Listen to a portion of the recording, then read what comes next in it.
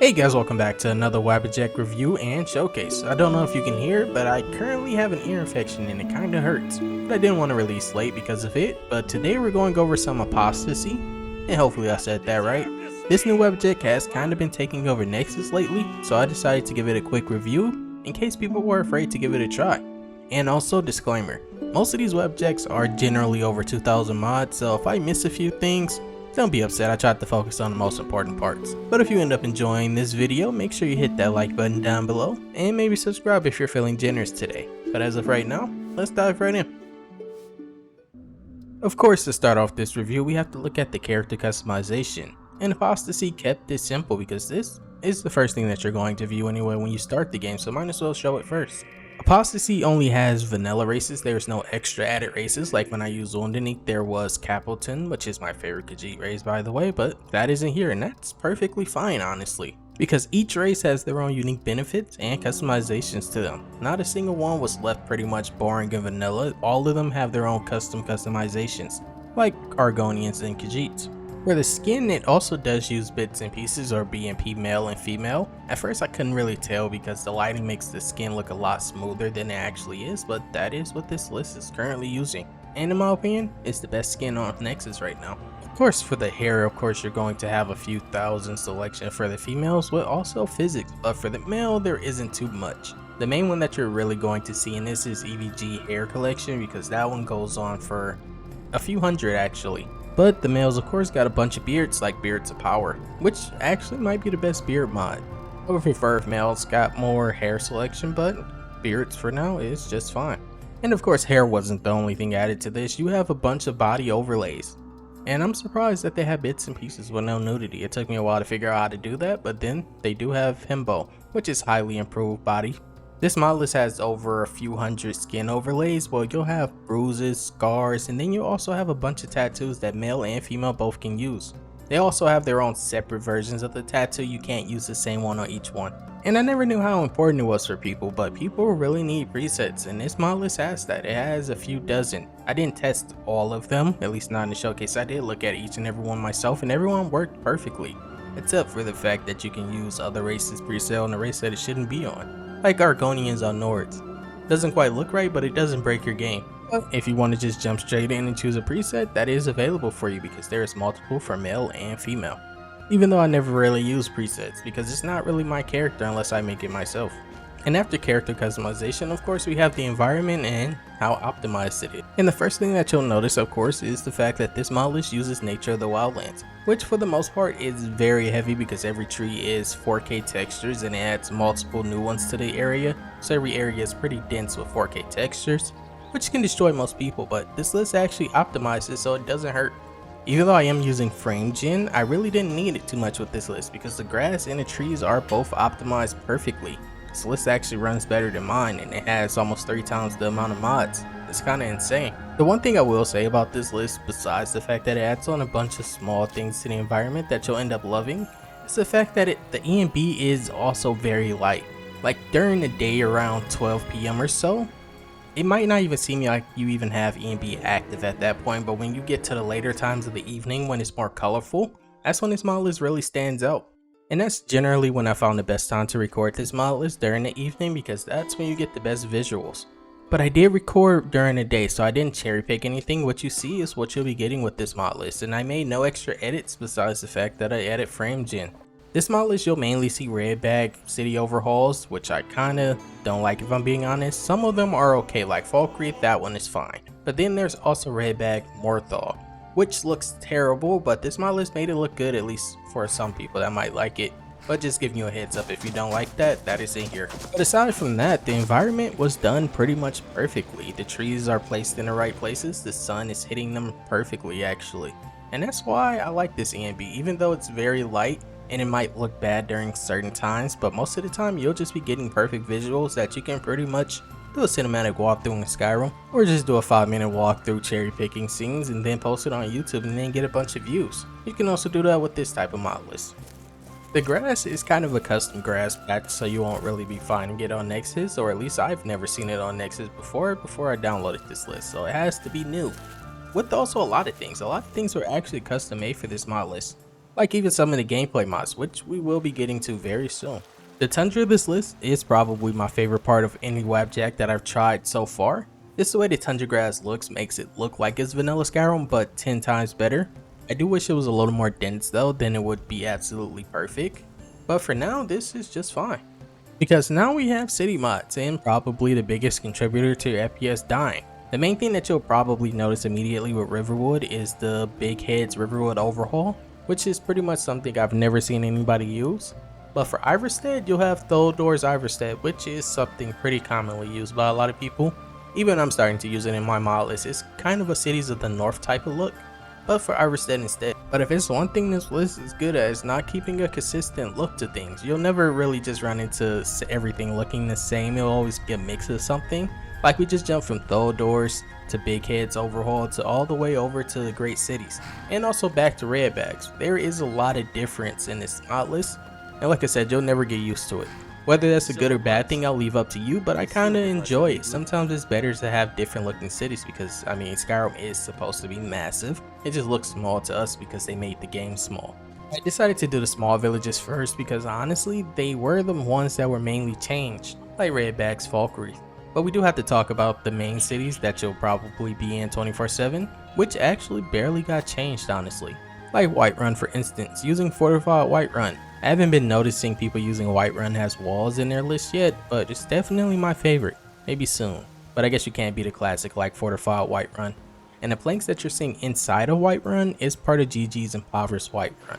I'm kinda getting tired of saying Whiterun now. It's one of the one cities I can't say correctly. But besides those two mods, that's all you really see changed here, at least big changes. This list pretty much kept it simple.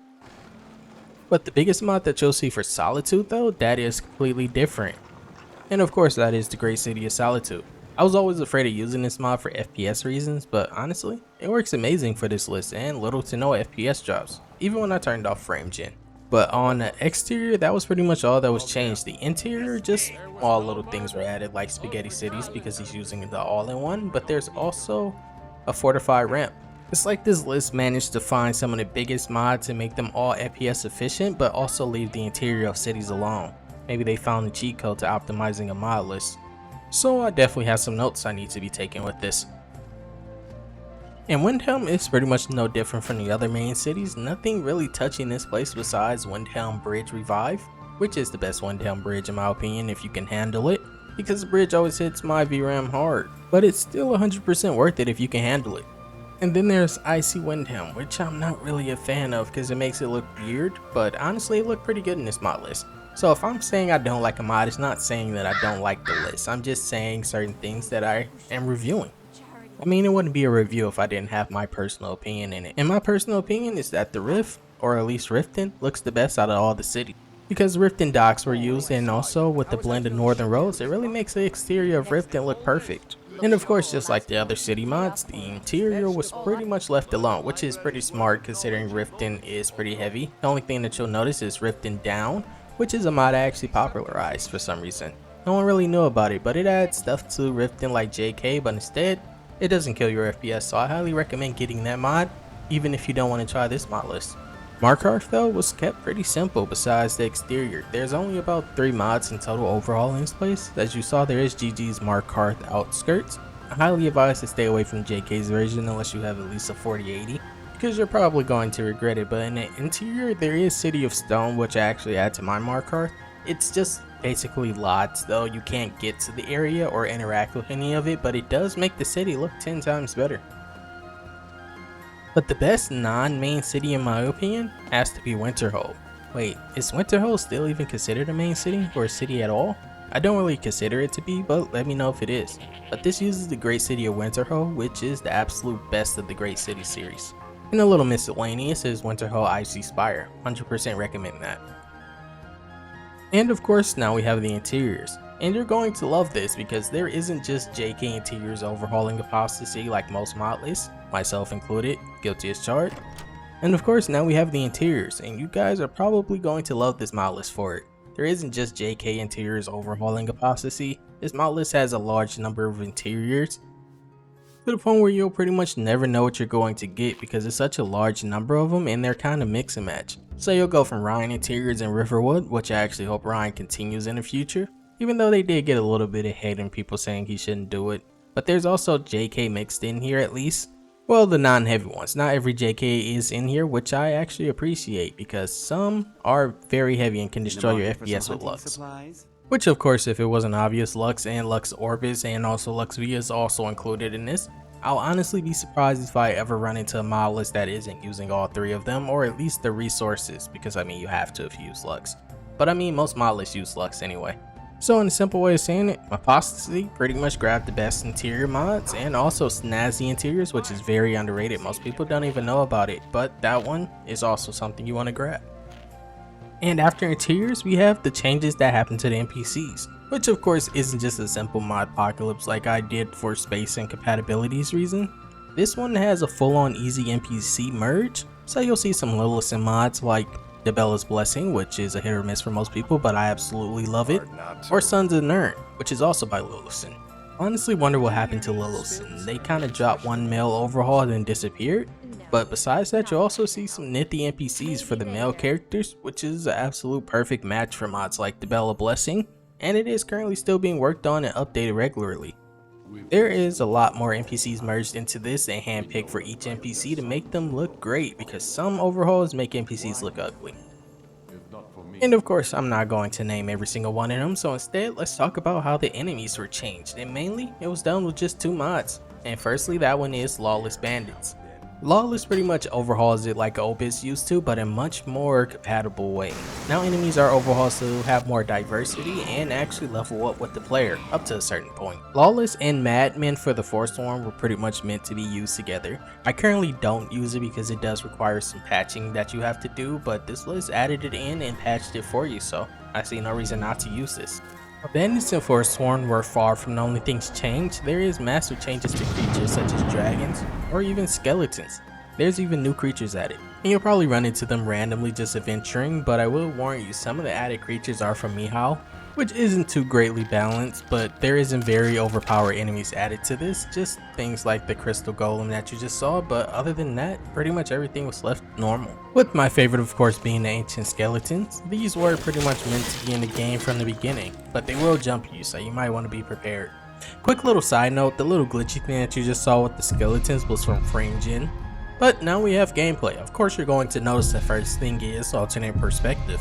It's rare you'll actually find a mod list this size using alternate perspective or even alternate start. Most of them kind of gravitate towards Skyrim Unbound with the custom sail, but I definitely enjoyed the simplicity of this.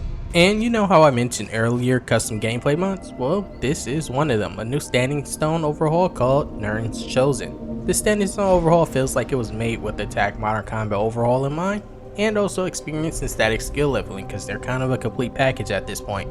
With this, there's no useless experience boost to skills because they don't level that way anymore. Now you just get passive to other skills and boost to damage, which kind of fit perfectly. And honestly, I was kind of skeptical of trying it at first, but after testing it in this list, it's kind of amazing. Every standing stone is now useful. But this mod list also mixed in some very new but fun mods like Ascend, Hidden Peaks of Skyrim, which uses animated traversal to climb mountains, and then once you reach the peak, no matter how long it takes, you can meditate for a passive boost. Or you can just stare off into the sunset if you have good LODs, which is also something in this mod list. It has pretty good LODs.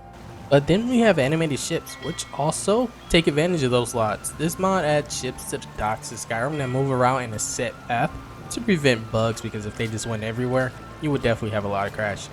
And also if you waste enough time, but I mean there's kind of no reason for you to do it anyway, but I mean sometimes we do things that are pointless. Well, I mean some of the boats do have enemies, but I doubt you'll find those.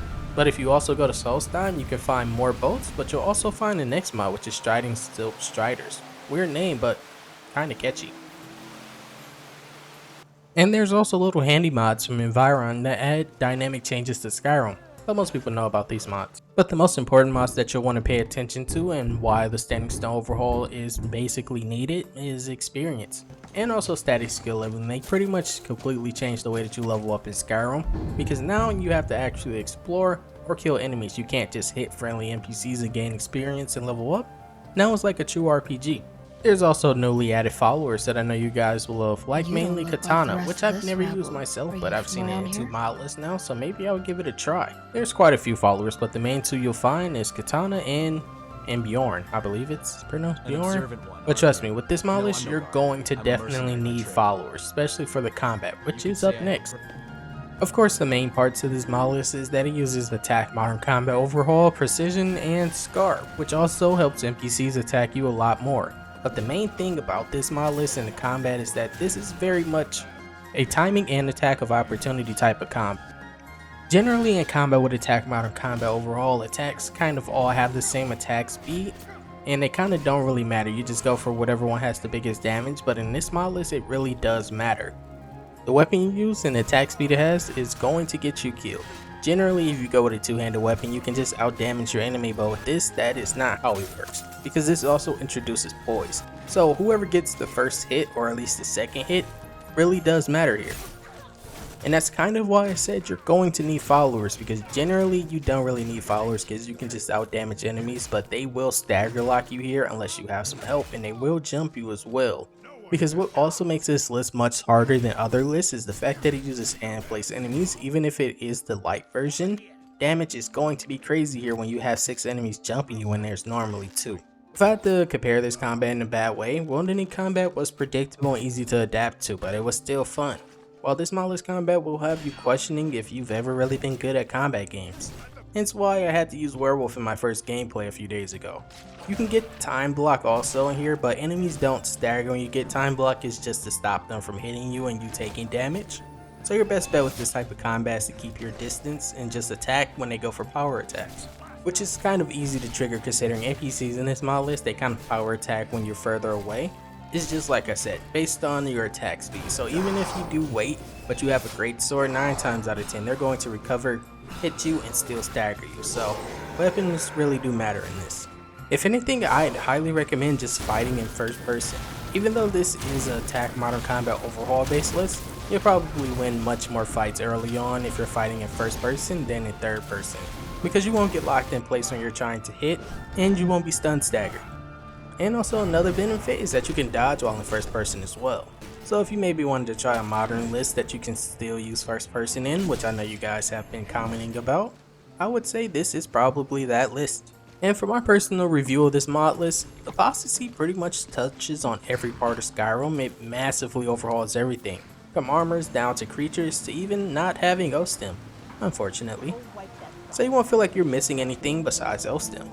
And the great part about Apostasy is that it's much easier to get into than the other lists I've tried, because all you have to do with this one is just do a new game, do not teleport from main menu like me or you'll break things, but yeah, just start a new game then jump straight in.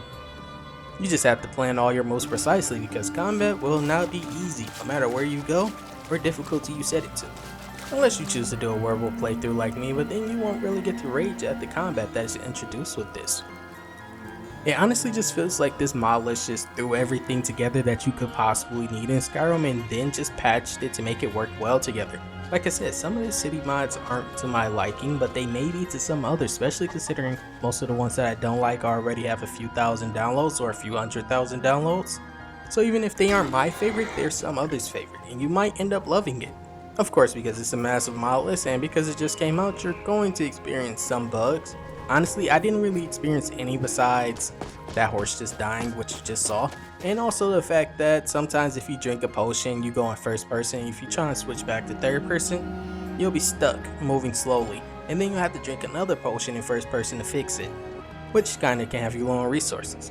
I just kinda felt like I had to give a heads up about that. But yeah, honestly, Apostasy is a greatly optimized list that uses Nature of the Wildlands. So if you enjoy visuals but nothing too over the top, but also very hardcore combat, then this might just become your favorite mod list. I highly recommend to try it.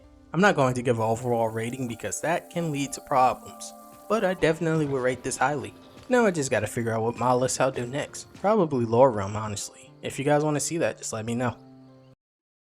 And that was pretty much it for today, guys. Let me know what you thought down below in the comments. I'll try to make the next review a little shorter and better, but this ear infection has kind of been very demoralizing. But I hope you guys did end up enjoying at least a minute or so of it, enough to drop me a like, and I hope you have a great rest of your day. Peace and love, guys.